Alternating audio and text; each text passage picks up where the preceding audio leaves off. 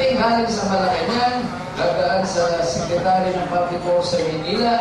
Pagkatapos ng Public Works, pupunta sa District Public Works, pupunta ko yan sa Regional Public Works, gagaan niya sa Provincial Public Works. Pagdating sa Mayor ng Sorsogon, wala na yun ang value ng 30% na lang. O diba? Ganun mo ang nangyayari natin. O ano ko ng decentralization?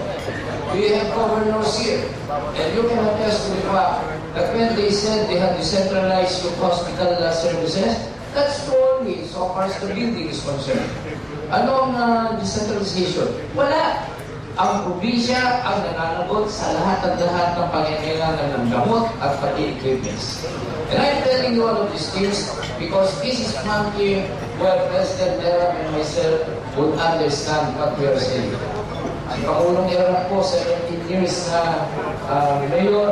Ako po, sa hindi ho sa inyo nakakalam, I've been mayor and I was the first appointee, as mentioned by Madam Ernie.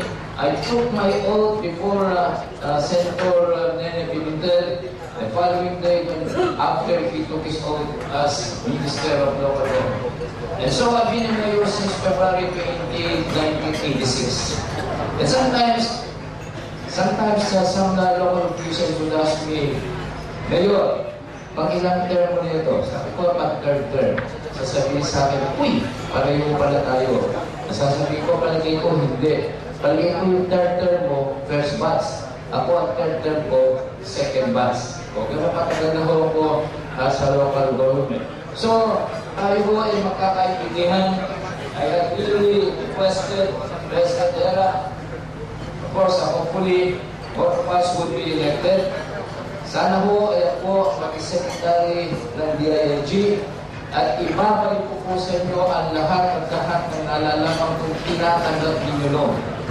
Inubutan ko ng mga late 80s ang mga local government units tumatanggap sa DILG ng mga kubeta, pangingailangan ng hygiene, pangingailangan ng sanitation. Inabutan ko na ang DILG tumutulong sa mga irrigation. Ngayon, tayo mga local government officials, tayo lalo na ho kayo mga mahirap, hindi ba din mo sa akin? Sa bagay, kung yabang, at isa ko sinasabi, para ipakita ko ko na nakakaintindi ho ng administration. When I came in 1986, our income was only 270 million pesos. And we take pride to tell everybody that from 270 million pesos in 86, our revenue last year was 10.6 billion pesos. O, yun po ang pera na makati sa aming kalansi. Pero mabalik ko, ito sasabihin ko sa inyo. Meron pong tulong noon. Ngayon, ano ang tinatanggap natin mga local government officials? Tinatanggap natin parang memorandum of suspension. O yun po, natatanggap natin. Wala na tinatanggap na tulong. And that's the reason why, in many cases, I've been consulted by fellow local government officials. Sinasabi, Jojo, paano ba hindi natatanggal sa trabaho? Sabi ka, I've been meeting a big crowd. Lagi has gone too far already, if I may say so. In the early stages of this particular organization's meetings, siguro si Manong Ernie, hirap na hirap makikita ng 50 tao. Ngayon, sa inyong harap, our organization incidentally, because I have also signed a membership in this particular organization, we are all over the Philippines already. Meron na doon sa Camarines Sur, Camarines Norte, pero nakakagitla dito, nagpakilala ni Governor Inares, yung kanyang kasama, talaga Manong Ernie, buo na po ang Rizal. Ito ho, magpapakilala, ladies and gentlemen, sabi nga ni Pangulong Erap, weather lang yan. 2010 yung debating power. At tayo naman po ang magpapakita kung ano ho ang dapat na pawalulong sa ating bansa. Maraming salamat po.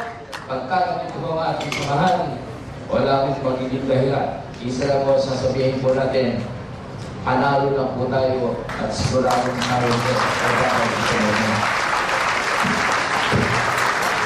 Before Vice President Binay leaves, The Aguila leadership headed by President Nilo Raimundo will present a formal resolution of Aguila Filipino requesting President Estrada and Mayor Binay to run for President and Vice President and pledging full support to their candidacy. May we have the resolution? May we have all the Aguila officers on stage for presentation of the resolution to Mayor Binay? And later on, when President Era arrives, she will also present it to you. It is my happy fortune to be a part in the CMB and making a very significant event in the political life of Aguila Filipino.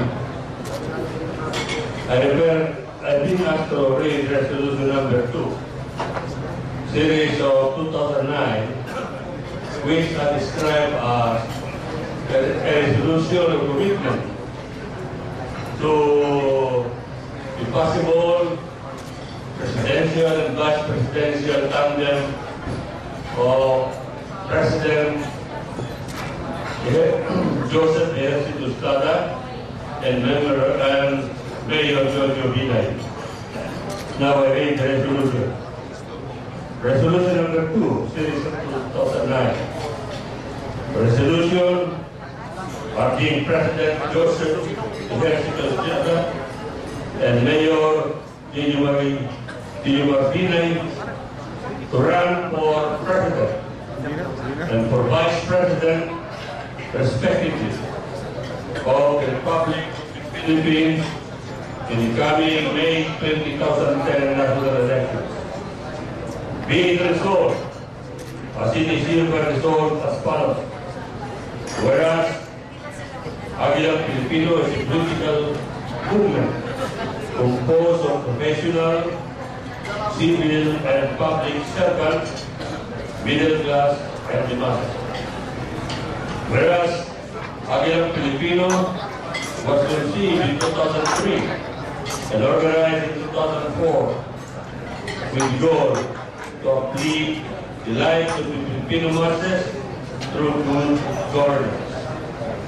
Whereas Aguila Filipino recognizes the significant role of the President, Vice President of the Republic of the Philippines to attain its national goal and the importance of the 2010 national and local elections.